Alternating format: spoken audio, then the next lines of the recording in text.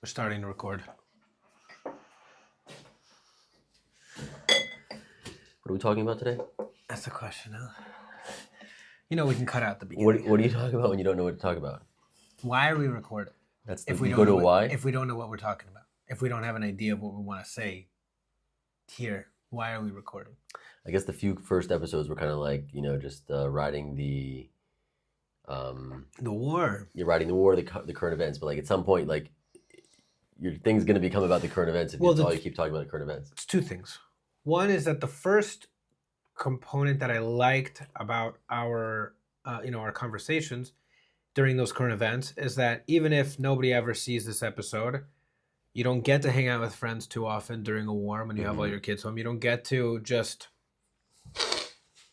what's the word I'm looking for? Speak it out and, talk and reflect and whatever. But also what I liked about it is that while we were talking about current events, unless we pulled up specific statistics, it was more from the perspective of like, what is it being like just living here? You know what I mean? It's like I'm trying to pretend. Window. What? Like trying to share a window? Yeah, like I'm not trying to pretend like I understand the geopolitics of all the different politicians' decision making and what their aims are and what their goal. Yeah. I'm telling you how much it sucks to wake up at 3 a.m. walk very into local perspective. Yeah. Because that's at the end of the day what I actually can offer. I'm not an authority in politics. I don't pretend to be. And more than that, there's a Gemara in Brachos. I think it's in Brachos that says if all of the water in the world was ink, and all of the reeds were pens, and all of the sky was paper, it would not be enough to describe the complexity of government. So there's so many even the experts aren't. Bro, nobody other than the people who are in the room actually grasp what's happening on a real level. And there's people who have more and there's people who have less of an idea.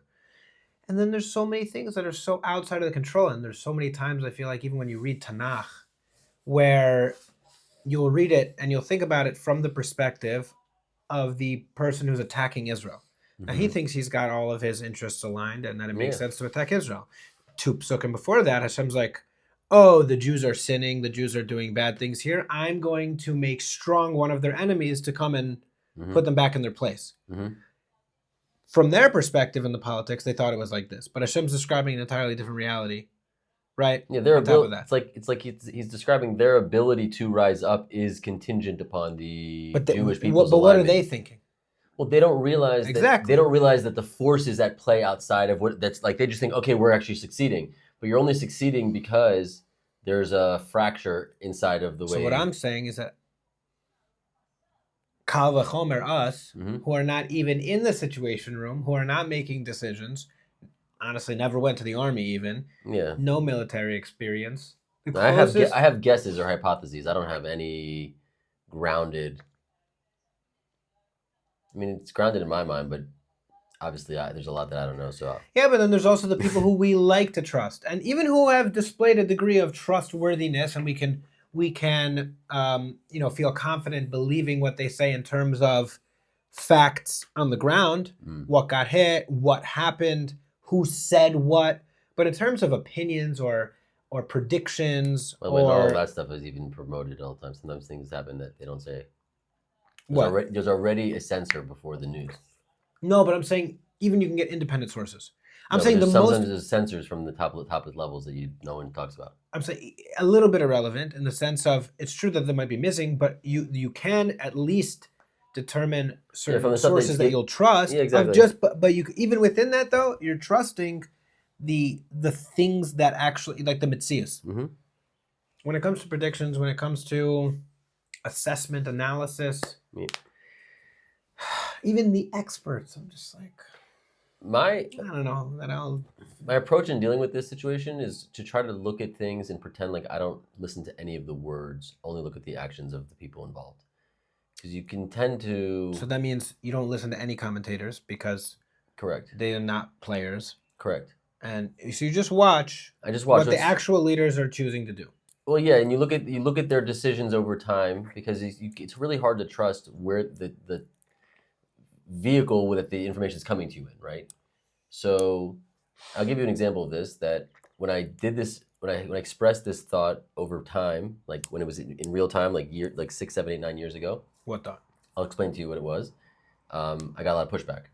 Basically, one of the data points that I found to be very important. I was a very early Trump supporter. Okay, I got on the Trump train somewhere around the 2006, 2000. I was like, once he won, he was going to become the elect for the like once he was the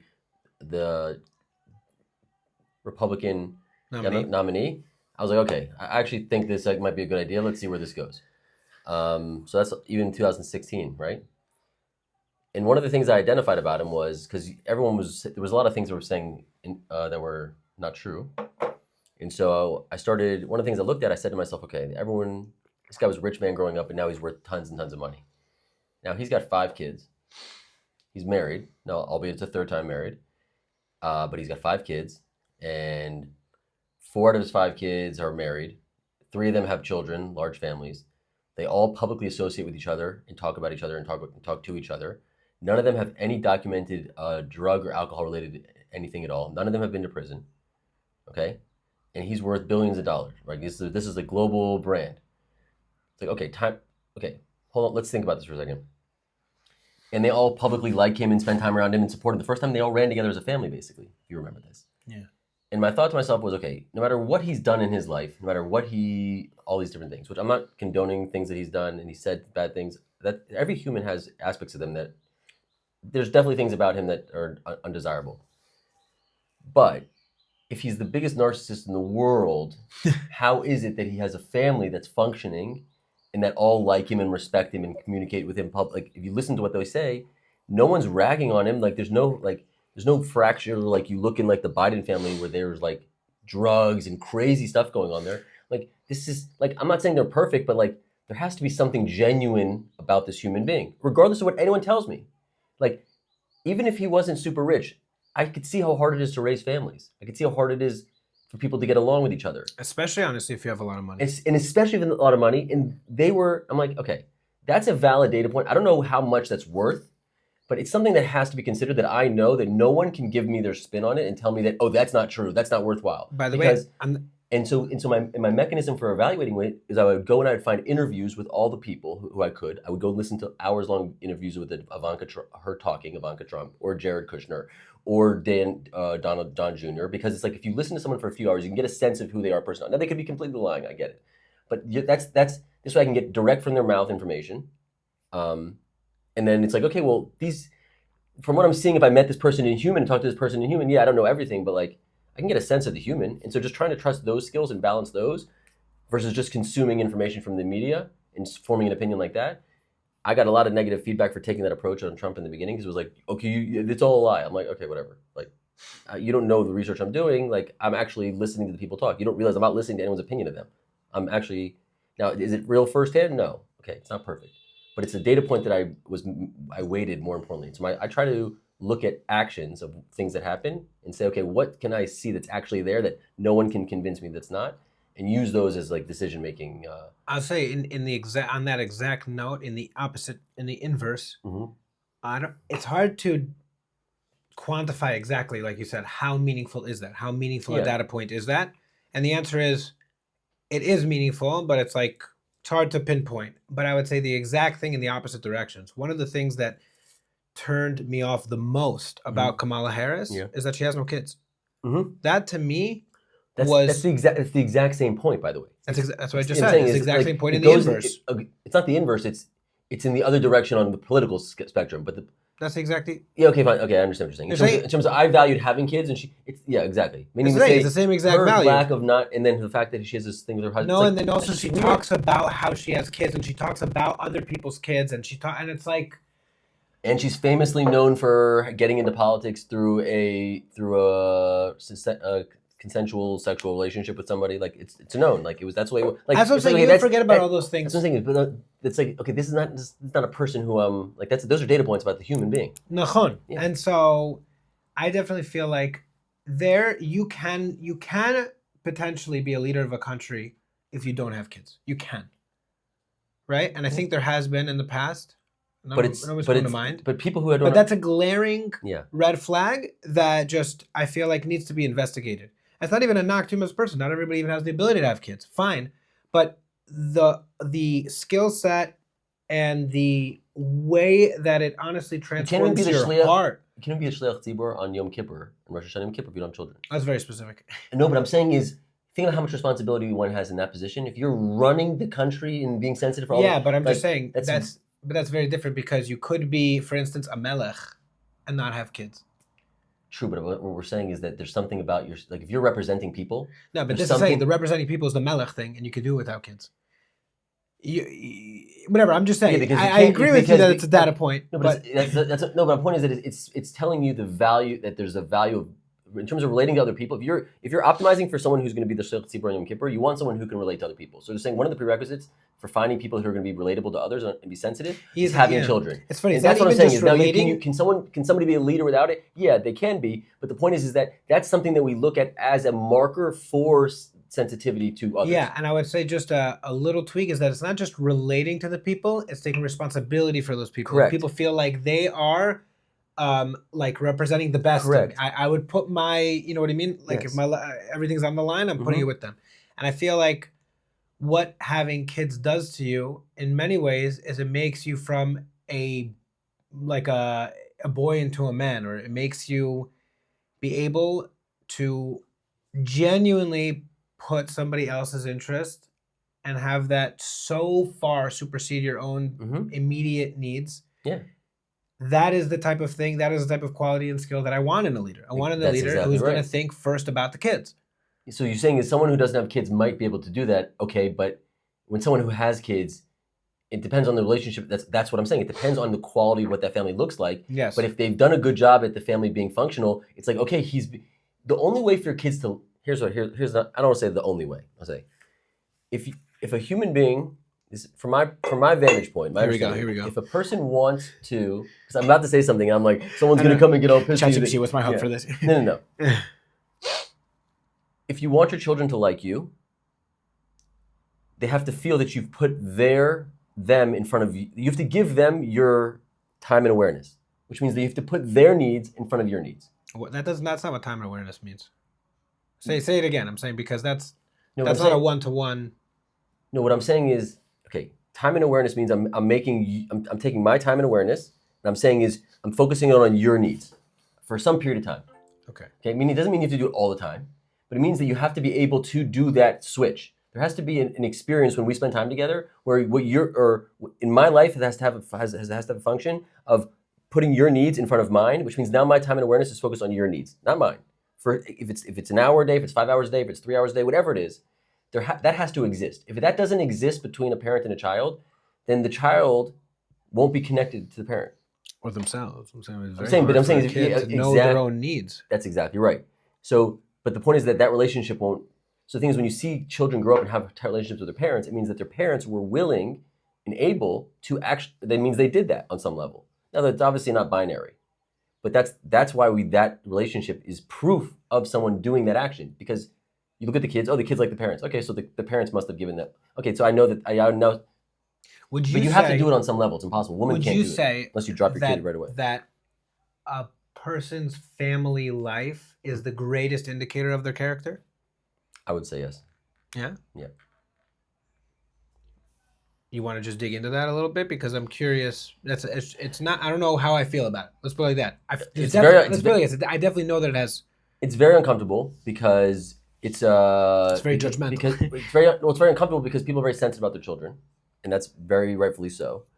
And we all have the experience of going out in public and seeing kids that are like annoying or undeveloped. And like, if we were to sit there and say, okay, listen, is it a reflection of that person's character on some level? Yes, but you should never treat people based on the things you see externally because you don't really know the story, right? So meaning it's not like you can come in and say, listen, oh, like I'm gonna sit there and say, well, so and so's kid acts like this, and therefore, like whatever. You can't do therefore. Yeah, you can't draw full conclusions. Here's what I'll say. Does it reflect their character? Yes. Do I have the picture of what that reflection is? No. Okay, but a person. But does that stop me from drawing conclusions? No, but the point is that you can. It's productive if you use that for yourself. You say, listen, how are my children people that are socialized in the world where people enjoy them. If they're not, so then meaning I'm not helping them develop or provide the foundation. Because that's one of your main goals. That's what your main goal is. So if your kid goes out into the world and annoys the hell out of people, it's like, okay, time out. What am I doing? Meaning to say, like, I'm clearly not doing something right. That's the logical loop, right? Even that, though, is complicated because there are kids who are annoying. And that's not even a bad thing for the kid necessarily, that you need to always stop your kid from being annoying. Sometimes you don't kids stop them from being annoying. You put them in an environment that allows them to be engaged and not annoying. I agree. However, there are times when you need to bring your kids into environments that are not ideal for your kid. It's just because you need to go somewhere. You need to do something. There's something bigger happening and you're taking the family somewhere, whatever it is. And inevitably, your kid is annoying sometimes. You know what I mean? And there are some kids, for sure. Something about, I feel, by the way, there tends to be a relationship between how often you do that and how annoying your kids are. How often you put them in an environment. Yeah, the more often you put your kids in environments like that, the more annoying they become. The point is, though, that having them in an environment that's not ideal for them is unavoidable. Okay, I mean, at some point, you could set up your system so that on a consistent basis, that it's not common that you can optimize for exactly. You can optimize, but the world is the world, and sometimes you need to go places that are not ideal for kids, and your kids are going to be annoying. And more than that, I think something, by the way, in particular, something like 6 to 8 year old boys, I feel like that's like they're annoying, and that's like it's like a natural thing. I feel like I was super annoying at that age.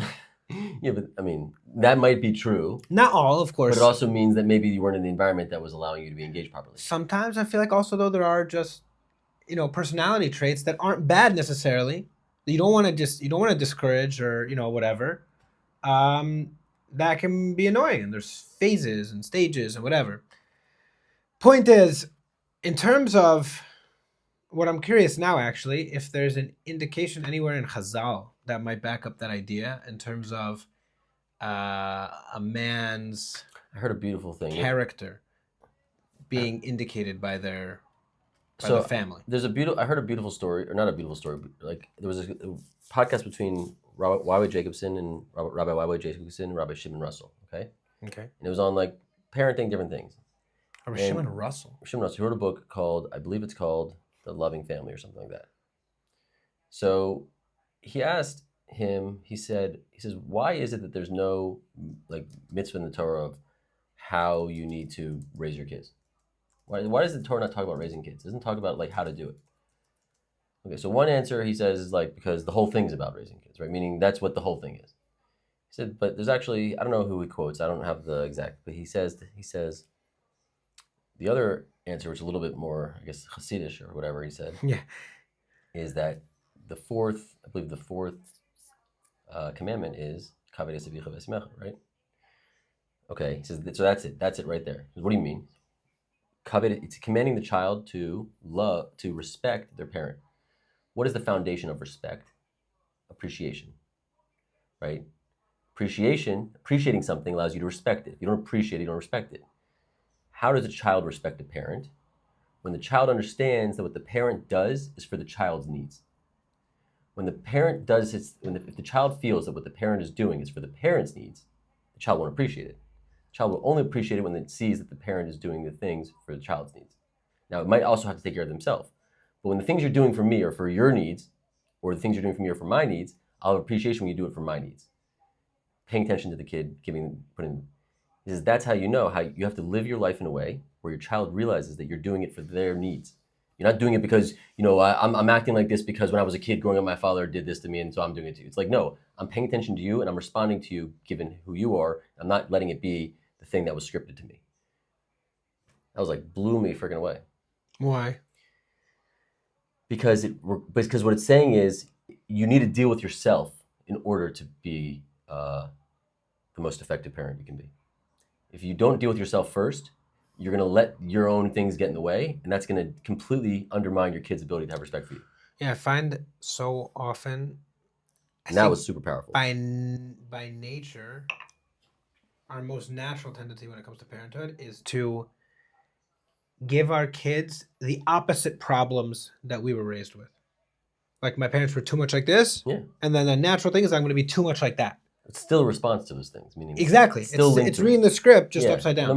Because it's not actually assessing the situation that's in front of you and saying, wait a minute, how do we go forward from here? And what's the appropriate thing?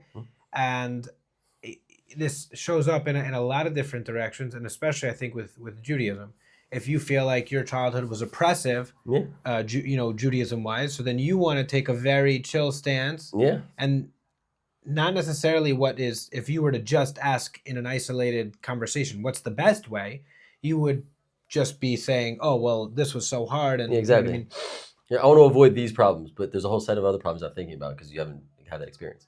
That's like the Gedalia ben Achikum, like Tzom Gedalia. Okay. So Tzom Gedalia, basically, it was after the Beis HaMikdash was destroyed, and he was allowed to go back and govern the people, but it was like, they called it like the Gechalim, like the coals were still lit in Israel. Yeah, okay. They could be lit afire, as in we could get this all back still. There was still a glimmering hope. Yeah. And Ishmael ben Nesanya comes, and he was told that, and he comes, he had a convoy of 22 people, and he's going to visit Gedalia ben Achikum. Okay. And Shmuel ben Kareach, Yochanan, I forget his name, Ben Kareach, comes and he tells Gedalia, hey, listen, these guys are coming, and he's going to kill you. Okay. That's why he's coming. And Gedalia is like, oh, the Beis HaMikdash was destroyed because of Lashon Hara. I'm not Mekabel Lashon Hara. Not Mekabel. And so he lets them in, and Yishmael Nesanya just wipes out all the 20. He didn't come with 22, but he wipes out the 22 people I think who were there. Okay. The Navi in Yirmiyahu relates the story, and it says that they died biyad Gedalia ben Achikum. They died at the hand of Gedalia ben Achikum. So the Gemara gets into the conversation. How could you say that Gedalia ben Achikum is the hand that killed them? And I say, so what should he have done, right? If there was Lashon Hara that's being presented to him, what was wrong with the way he responded to it? It says because he's not supposed to accept the Lashon Hara, but it says yachush, like as in he should be concerned about it, which is he saw that the problem was Lashon Hara, and he says, okay, I'm going to go to the opposite extreme. Yeah. No, disregarding information that's coming my way for my own good potentially. Yeah. That's not the answer. Yeah. The answer is, okay, that's a valuable piece of information. Yeah. Why don't I just set up a screener at the front of the door who's going to take away everybody's weapons? Listen, we're just not doing weapons. Yeah. I don't know that you're trying to kill me. Yeah. Interesting. But I do need something.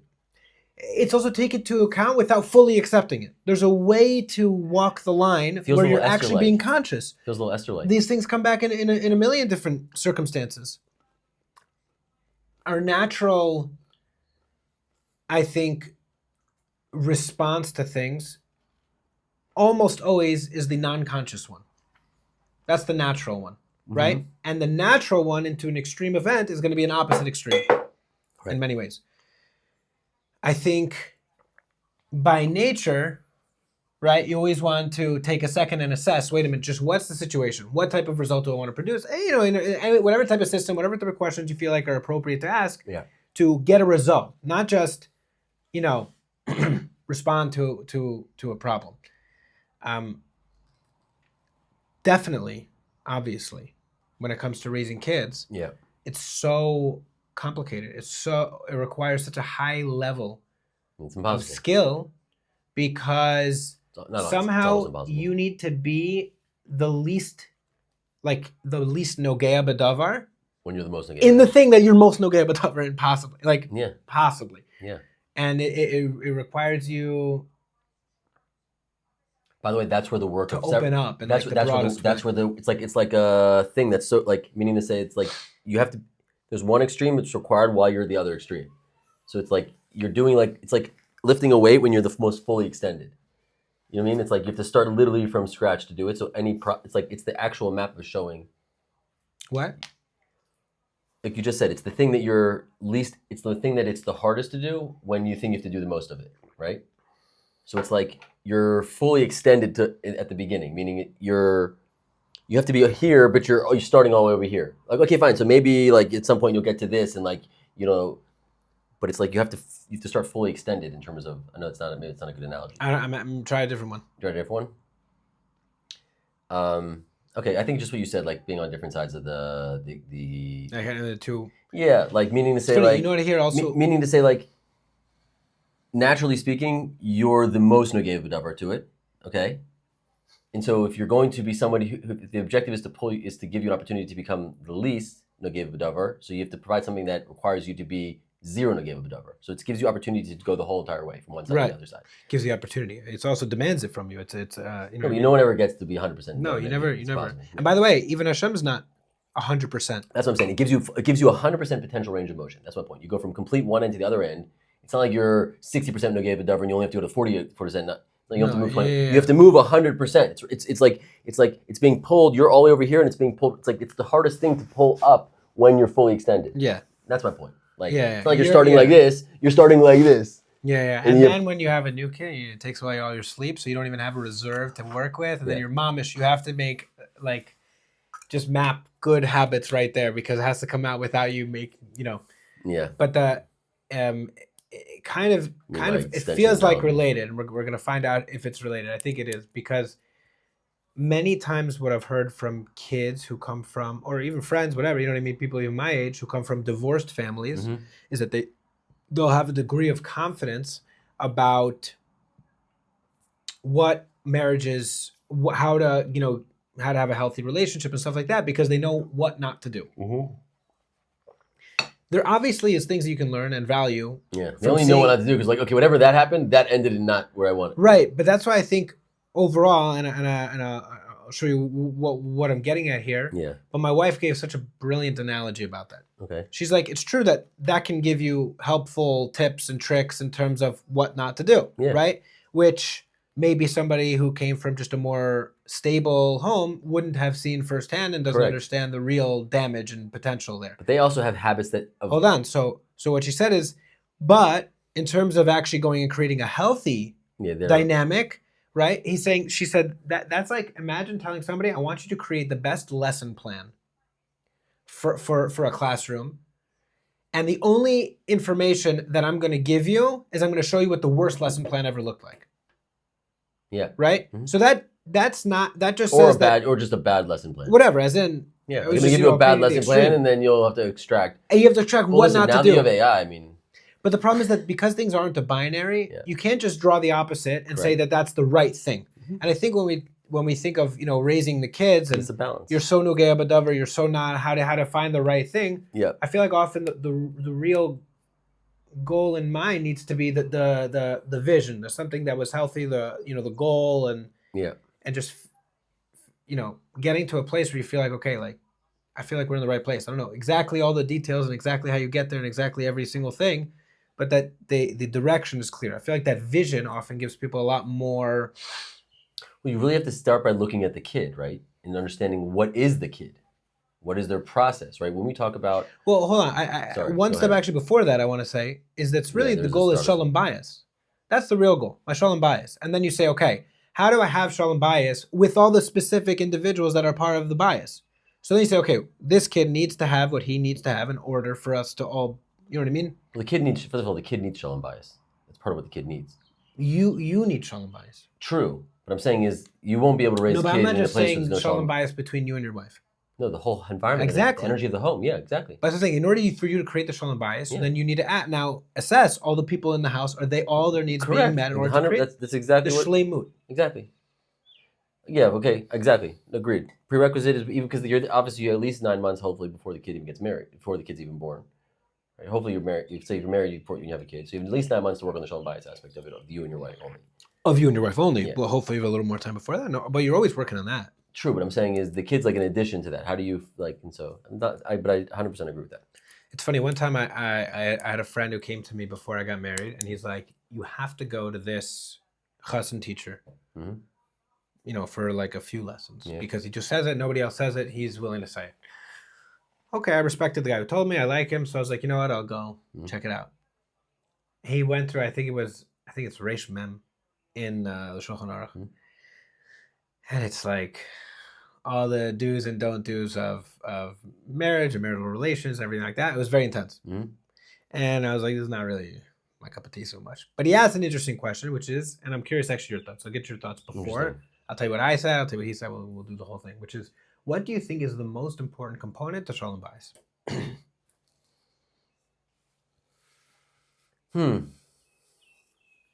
I mean, the one that pops up to my top of my mind is appreciation, right? Showing it or just having it, or like appreciation requires understanding the person's role in in the system and appreciating them for in appreciating what they're doing, and showing appreciation. showing. Not taking. Well, you have to show appreciation, and you have to be appreciative. So I'm not saying is like gratitude. It's like don't taking time to like focus on. Yeah, pay attention. Yeah, to pay attention and to oh. But there's twofold. There's appreciation, but there's also communication of your own needs. And you have to understand each other's needs. Okay, so which of equal core?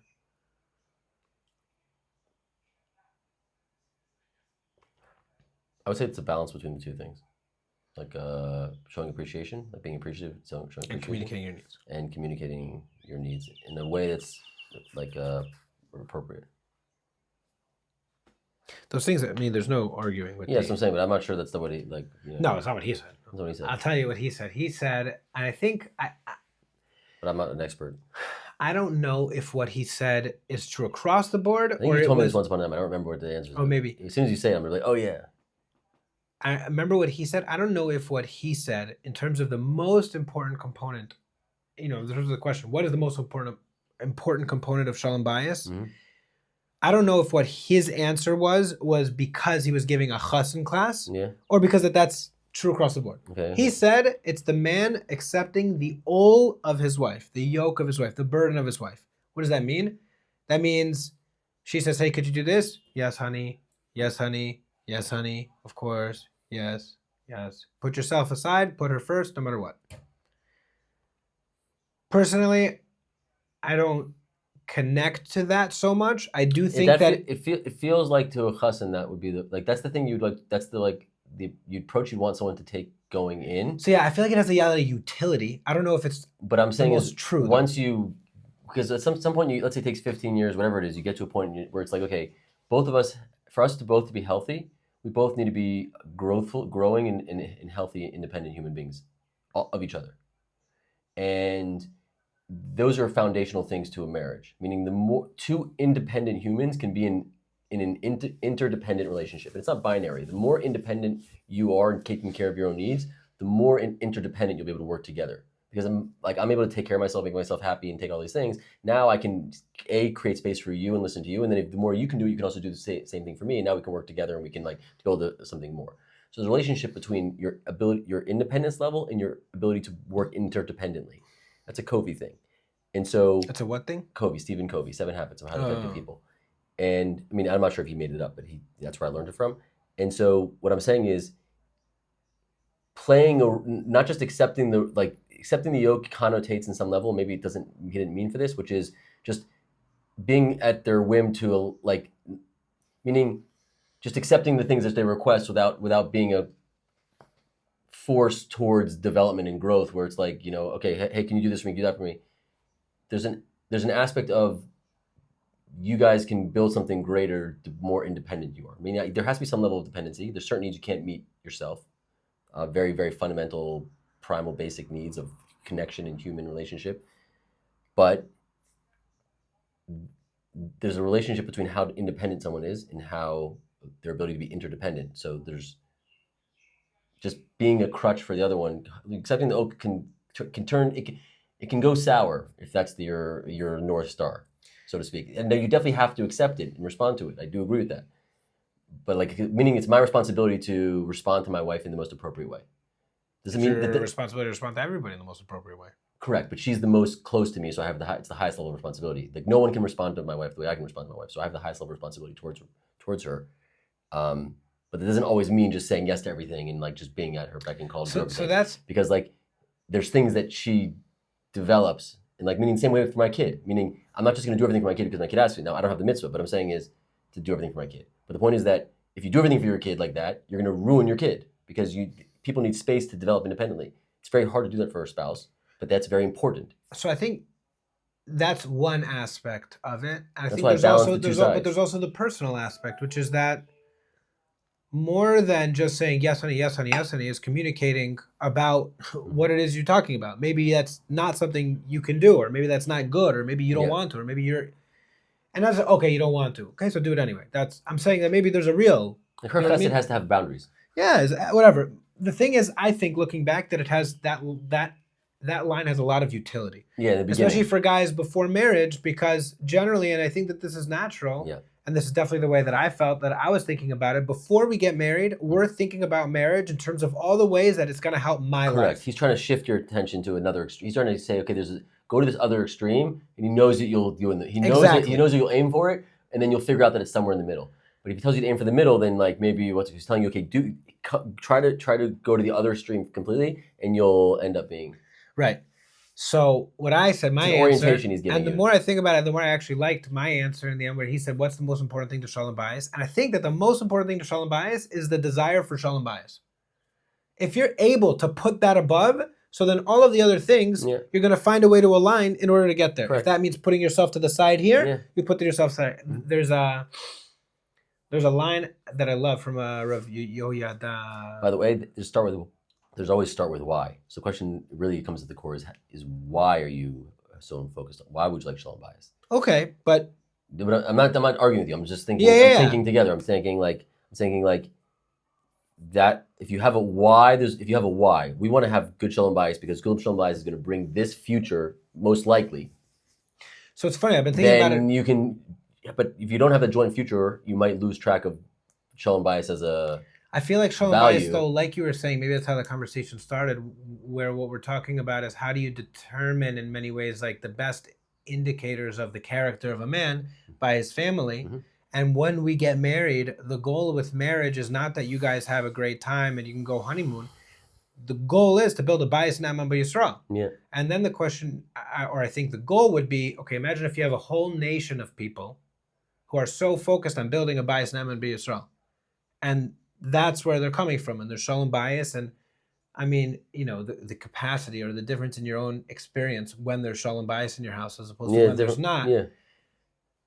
It's night and day. Yeah. But the difference is also that the character of the people is what's happening behind closed doors, and I think that that's why the family is such a good indicator, because how do they come out, which is the result of all the things that you do when nobody's looking. Yeah. Right? And the result of what happens behind closed doors. Mm-hmm. So what happens is the doors open up and you say, okay, that's actually a good product. I like it. It must be that what happened inside the closed doors was... Yeah, and people come to your house and there's good energy there. And it's like, oh, that was like, you just feel it. You walk away, that was actually a lot of fun. Or like, oh God, that was so draining. I couldn't wait to get out of there. Oh my gosh. And you're like, okay, there's something going on there that's just like, you can't necessarily say what it is or why it is, but you just know. Like, no, you just know. You walk into places, you feel energies, you're like, okay, I don't think it's good for my kids to be in that environment. There's been times where I've been invited, more when I was single.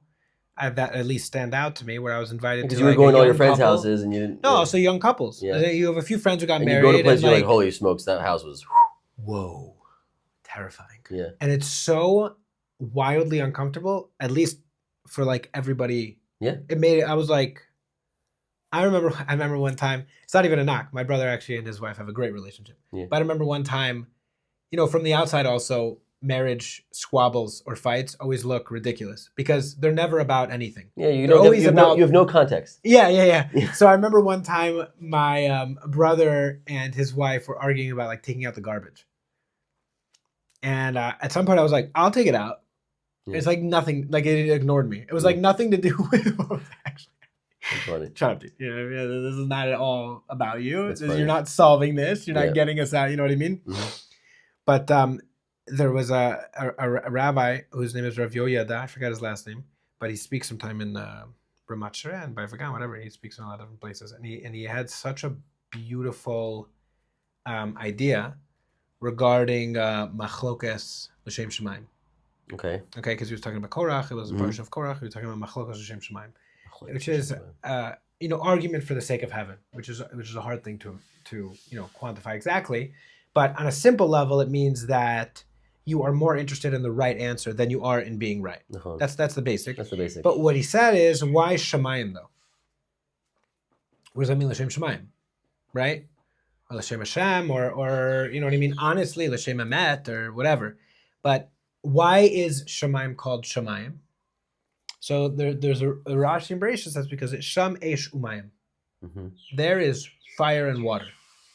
Okay? Which is lightning and, you know what I mean, and water, whatever. How does it all exist there? Mm-hmm. What's crazy about fire and water is that they are mutually exclusive by nature. Yeah. If there is fire, there cannot be water. Mm-hmm. And if there is water, there cannot be fire. Mm-hmm. It's not like even water and oil, mm-hmm. who are just like, you stay over there, I'll stay over here, but like, we can both be here. Yeah. No. Either you have fire or you have water. Yeah. That's the nature of Machloket L'shem Shamayim, is that Sham Eish Umayim. And that means that both of those things somehow can exist together. In any given instance, I'm willing to remove myself entirely from the thing. Yeah, just because you so think that it means they can fire can come and I'll be water and I'm going to disappear now so that this can actually exist.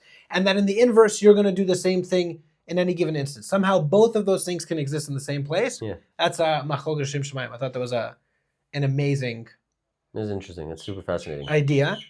But also, I think in many ways... Because you're willing to be flexible in order to find the thing that's truth. Like, whether it's water or whether it's fire here. I'm ready to be wrong. Yeah, I'm saying I'm willing to be fire when needed. I'm willing to be water when needed. And I'm also willing to be extinguished when needed. And I'm willing to be dried out when... You know what I mean? I'm willing to be nothing when needed. It's beautiful. And I think that skill of Machloket L'shem Shamayim is the greatest indication in many ways of marriage, of the greatest skill or tool that allows marriage to exist in the long life run. Even I would say it's the North Star for negotiating relationships.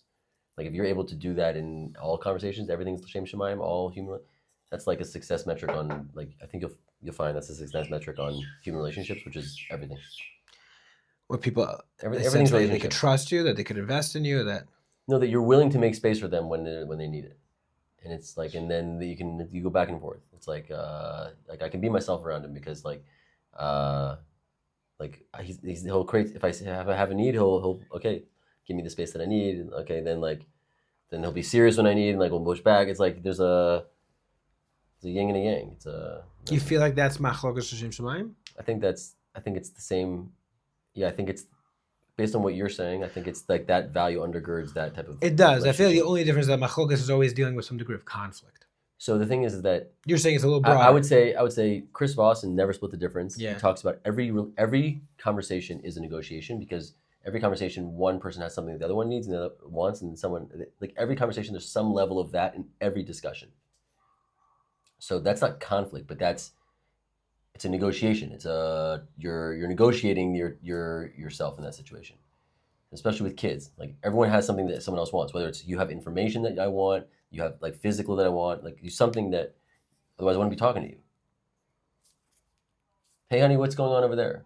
Like, I mean, that's a negotiation. You're trying to get her to give you information, and she wants to not give you whatever it is. So how you say it, right? That's everything is a request for, or what's it called? And he says like, then that's my point is, so then everything's I'm not saying, I would say Machloket is like people being on different sides of a barrier, but it's not necessarily mean that they're conflicting, like, or maybe we had this conversation. It doesn't mean they're arguing or fighting. It means that they're just on some level it doesn't mean that they're taking a side. But it's mechalek. You exist. I'm saying naturally you exist on different sides. I know, but this is the machlokas, when those two sides actually... What I'm saying is every single time you talk to someone, there's that exists. No. I maybe on some level, but... No, but there's clear distinctions. We can obviously recognize... My needs are not your needs. We're not having conflict. Yeah, but we're trying to... Right. First of all, that's not true. First of all, this exact discussion, there is a degree of conflict. Why? Because we're trying to figure out... Fine, but if I come up to you and I say, hey... But this is just a conversation between what I think and what you think. We're trying to figure out... but let's say, for instance, but this is L'shem Shamayim because it's not like what I think is the right one and what you think is the wrong one. I'm saying no. I'm putting out my perspective. You're putting out your perspective, and it's like, oh, actually, those are good points. Those are good points. Okay, great. This is what it is. And in fact, I would say actually the opposite of what I said before, which is that right now we're engaging in some degree of machlokas. But if I come up to you and I say, hey, how's your day going? You could say on some level we're negotiating, but nobody. Okay, so basic on a shot level, whatever. I'll concede that like basic greetings and small talk isn't really negotiating. More. If I ask you, tell me a story about X and Y, or I want to find out about your childhood, but all that stuff is negotiation because there's like it's not machlokas though. I don't know how else to say it. If you were to show somebody a conversation between people, no, you can say that because there's some needs in my body that might be against providing to you what you're asking for, right? You have needs of wanting to understand more about me, but I have needs of protection and boundaries oriented, right? So in a moment, I'm going to think you might not be sensitive to this in this area, just given how your natural skill set. But there's some people who be like, oh, time out, he wants to know about me, and then all of a sudden there's like a whole system that they have to figure out. So it's like you. Okay, so let's see. So my point is that on some level there might be, like you say, for every single person. Okay, maybe not every person. No, but all I'm saying is that I agree that there's a principle. There's some levels of negotiation taking place on every level. I agree that there is some level of negotiation that's happening on every level. Yeah, I will concede that. Okay, fine. However, there's definitely a clear distinction, I think, in many ways. It's not 100% binary, but I think there is a pretty clear distinction when people are engaging in conflict and when people are not engaging in conflict. We could be talking about how awesome the game was last night. We could even be talking about meaningful things, by the way. For instance, a shir in Torah. Not all mishnayot involve machlokas.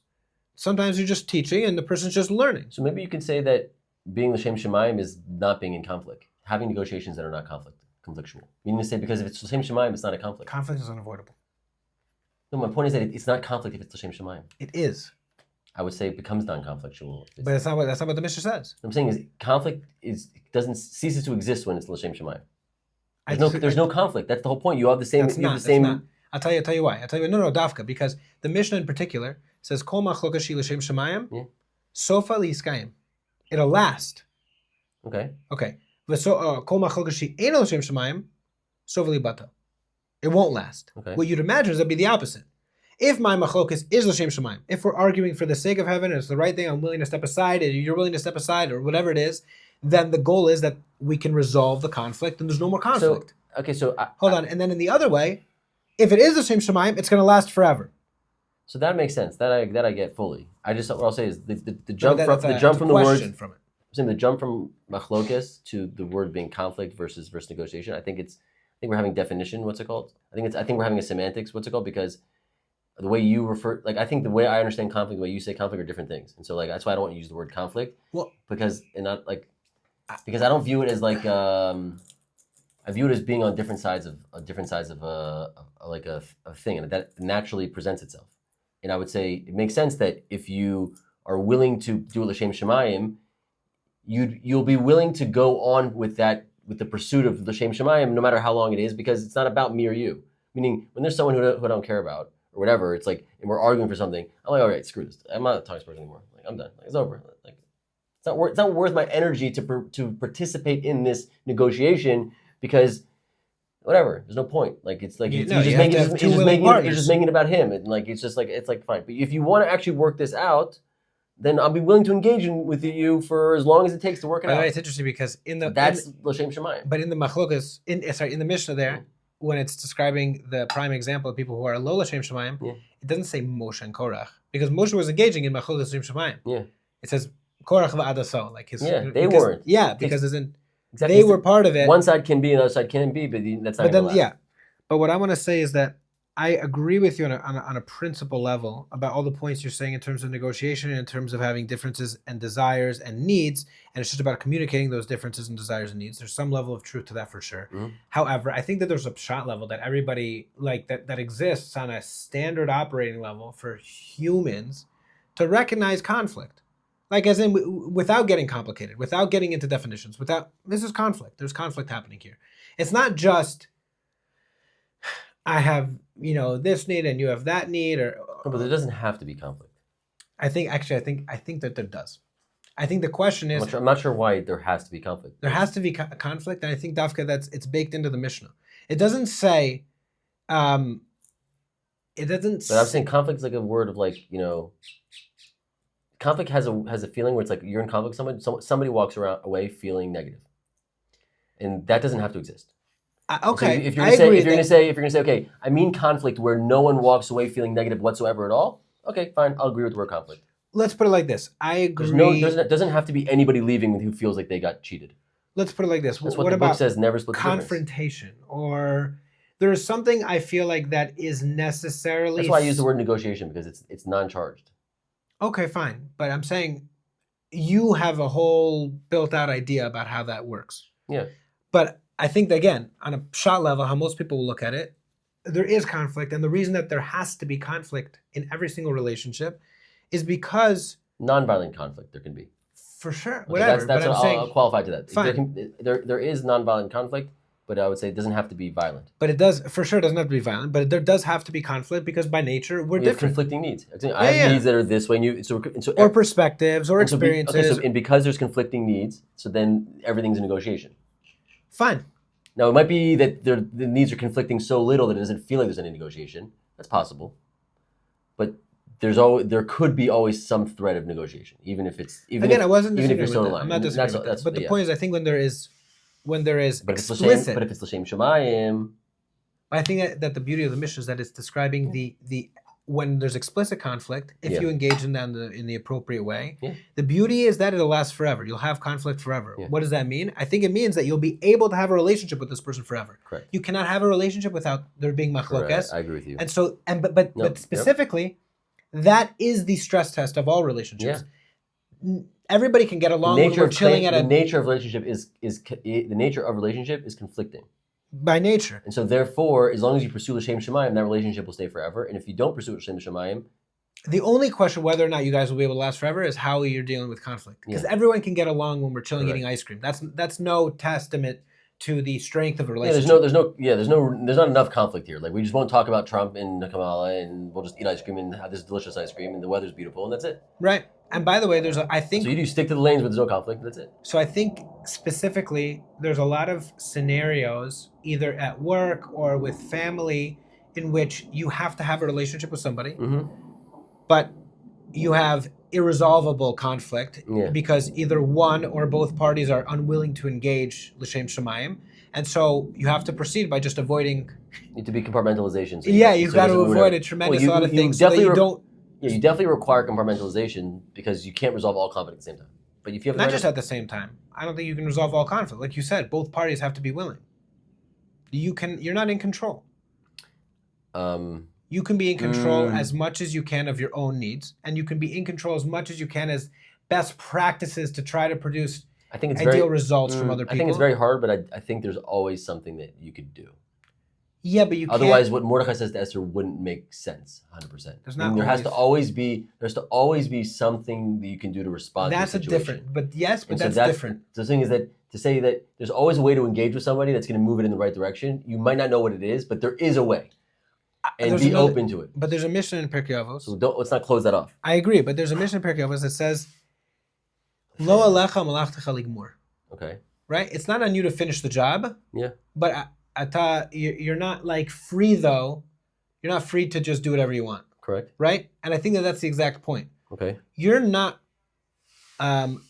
you are not responsible for the result on every level. You can't be. Mm-hmm. However, there's always something you could be doing. Correct. But at the end of the day, that distinction is the recognition that there has to be, at least for our example, there has to be two parties willing to play ball. It's true that there's always something you can do, but it doesn't necessitate any type of result. The person does not have to be receptive. And you can't control that. Well, you never know what action is going to move things in the direction that you want them to. You might not have the ability to. The person might have a decision or a model of who you are and whatever it is that is just, they're not going to receive any type of positive information from you. I don't think we need to bring personal family into the matter. It's not a binary thing. That's all I'll say. I agree with you. Yeah. I agree with you that there's always something you can do. Yeah. But at the end of the day, you cannot always produce the result. You cannot always get there. Yeah, well, you never know what the result is supposed to be. True. Sometimes you can. Exactly. That's why it's worth giving it a shot. Yeah, but you cannot always. First of all, having the result in mind is already part of the problem. No. What do you mean by that? Meaning to say there's error in what you think is supposed to happen. So don't be so certain about what you think the result is supposed to be. No, I think you do need to have the result in mind in order to decide how you're supposed to act. I just don't think you're supposed to be married to the result, that only the result is going to determine the meaning of the actions. For instance, let's talk about personal family conflict for a second. Okay. The goal is shalom bayis. That's clear. That's your goal. That's your desire. That's your stated goal. Yeah. That's it. Okay, fine. But you can always be more, in that frame, you can always be more sensitive to somebody else. I agree. So that's something you can always do. No, but regardless of whether you think it's moving you in the direction you're supposed to go in or not. No, but you're only trying to do that because you're trying to produce shalom bayis. The goal has to be in mind to influence the actions. You might not get there. Beseda, but you do need the goal in mind. I think you just can't be married to it, and you can't be. Again, it's control. So much of relationships that I think is so uncomfortable is the relinquishing of control and vulnerability, and the recognition that I'm now going to, on some degree, state my needs with the potential that the person is going to spit on them and walk away. That's hard. And it's hardest with family. This is why I have nonviolent communication on the shelf. Yeah. Because I think this is because of this whole conversation that we've had and what we see as the value of character and all that. In my personal journey, I've come to this book. So talk about it for a second. Come to this book as the most practical tool of learning a way of communicating to those people around me to facilitate relationships of shalom bias that allow for there to be good energy in the room, or good energy throughout everything. And because my personal experience, what I felt is that being around good people and good energy is just, no matter what you're doing, if that's happening, it's awesome. And if it's not happening, no matter what you're doing, it sucks. And so, but it's worst when it's a really good thing activity, and then it's not the right people. It's not the right people, and it poisons. Exactly. And so it's like, but then you can also be doing something that's just like mundane, but you're doing within an awesome environment, and it's like, oh, we're just walking. Oh, you're doing the thing? Yeah, we're doing the thing. Yeah. Like, what's the thing? I don't know, but it's with people in the good environment. And so, the reason what I find so valuable about nonviolent communication is that it basically builds a map of every person having their own set of needs that are inside of them, and they're trying to get their needs met, right? Two people have conflicting needs, and whether your needs are being met or whether your needs are not being met produces certain feelings and emotions inside of your body.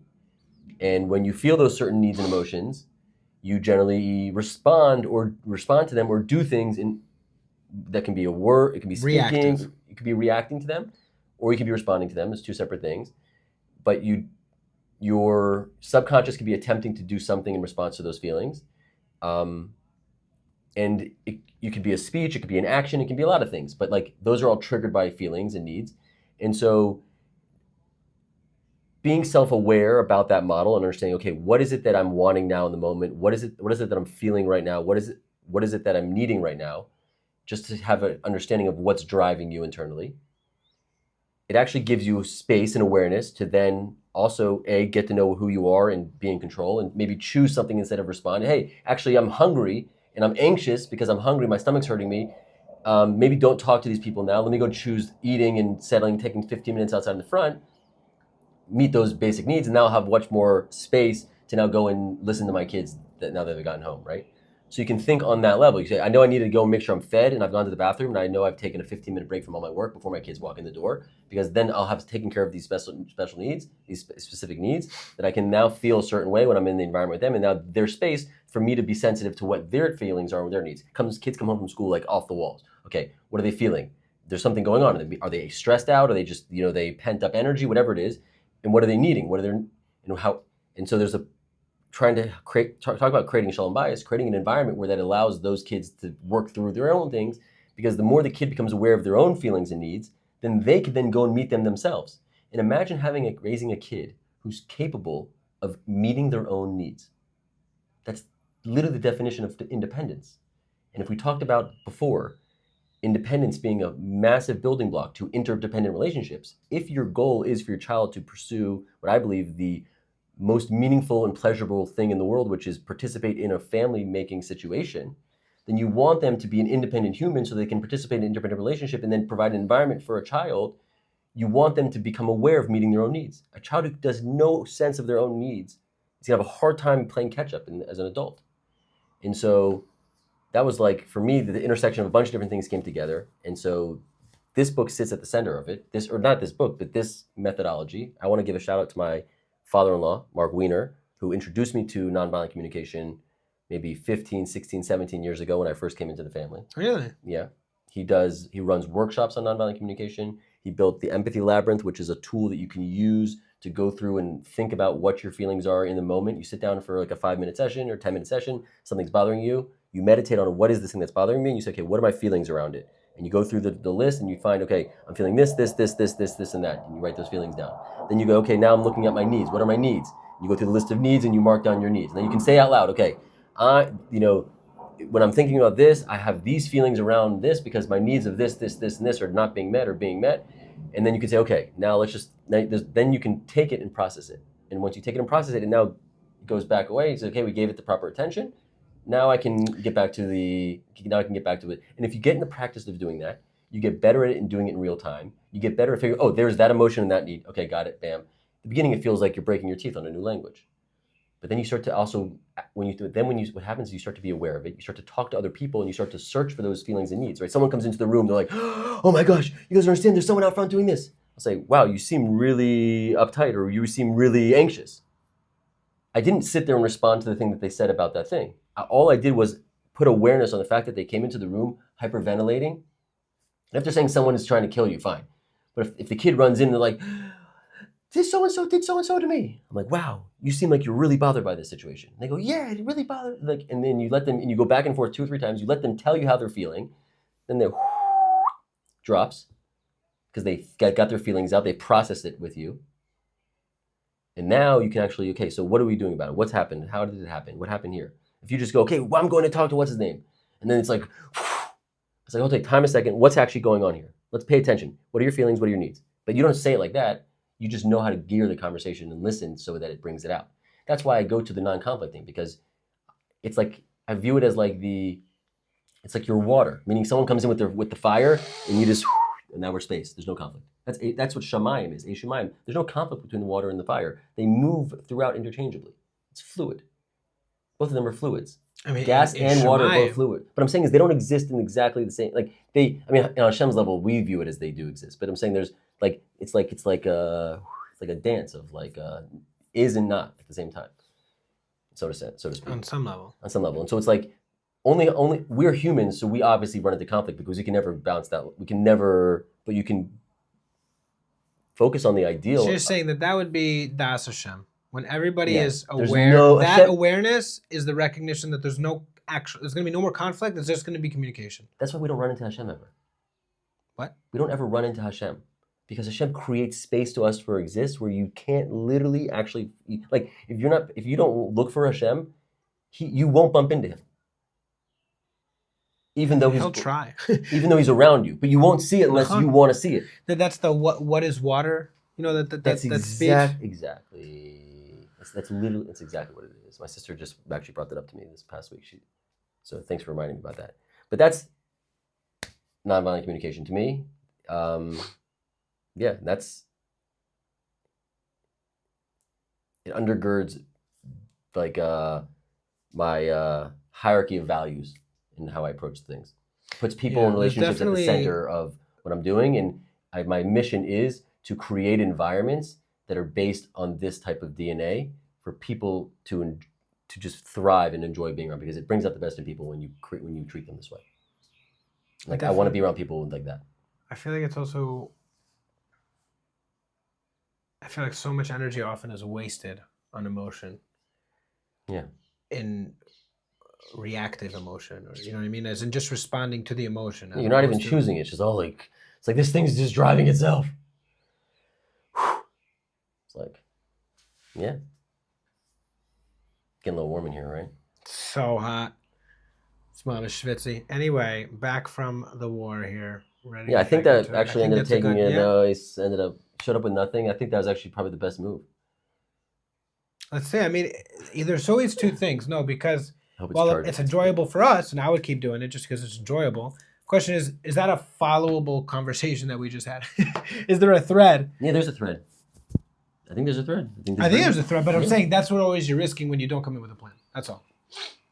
And especially with both of us having ADD, we can get places. Yeah.